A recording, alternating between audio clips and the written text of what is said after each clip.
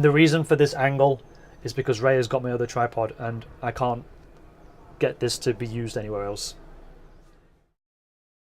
This video is an accompaniment where I sit down and talk with the owner of HarmlessHK, a new company that's been set up to try and replace the plastic straw with the paper straw. And in that video we talk about, well, the straw, the environment, and our throwaway mentality when it comes to purchasing goods such as fast food for our convenience. Now, I was given 2 straws by HarmlessHK and they reckon that this is useful for up to 2 hours at a single serving. Now, no one realistically is going to use a straw for that length of time, but I tested their claim anyway, and this is what this video is mostly about. And very briefly, if you're not going to watch that video where I sit down with the owner of HarmlessHK, we basically talk about the durability of this straw and why are we trying to replace the plastic straw which isn't biodegradable or environmentally friendly. In that conversation we talk about the need to replace the plastic straw, but of course when we talk about real needs and wants, there is a segment of society that really do need to use the straw, and that is the disabled. Conversations online have made me aware that alternatives that currently exist, such as metal, are too hard for disabled people, silicone ones could potentially be too soft, and paper ones might still employ some parts of the inside in plastic, which still aren't biodegradable and friendly to the environment. So can this particular straw help the less fortunate? And can it solve our throwaway mentality? Watch that interview for more information and get to know the owner of the paper straw, and watch this video to test the claim to see how durable it actually is. Thank you for watching.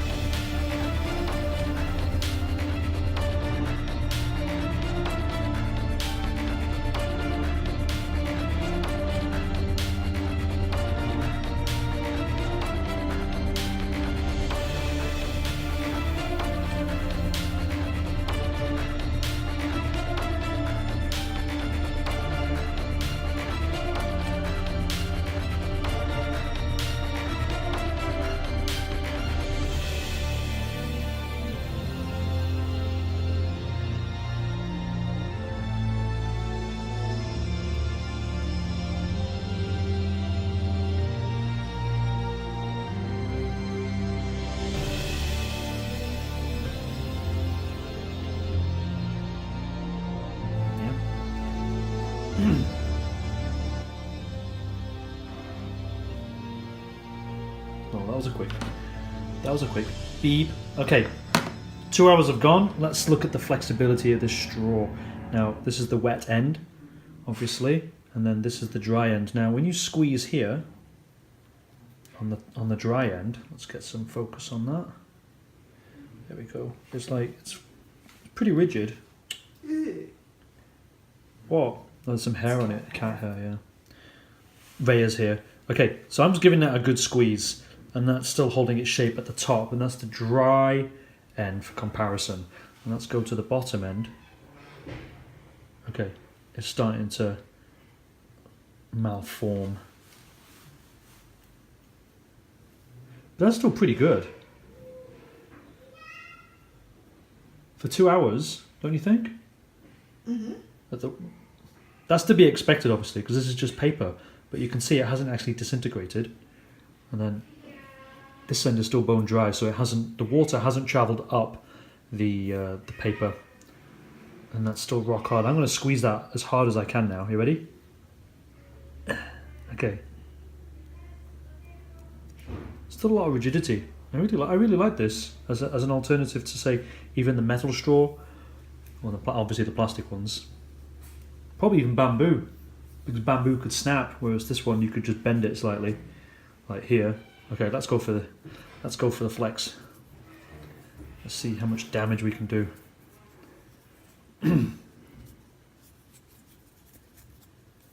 This is the dry end. This is where the dry end meets the wet end. I don't know how many times I've flicked this across. It still hasn't ripped. There's no tear in that. Let me just do a blow bubble test. I don't know what kind of scientist. I'm not a scientist, right? But there's no air coming. There's no air coming out of there. Obviously, if you keep doing it, it will rip. But I mean, if it's still a single-use item, okay, it's starting to probably perforate now. But if this is a single-use item, then this is doing more than enough to satisfy those people who really need a straw for their tea.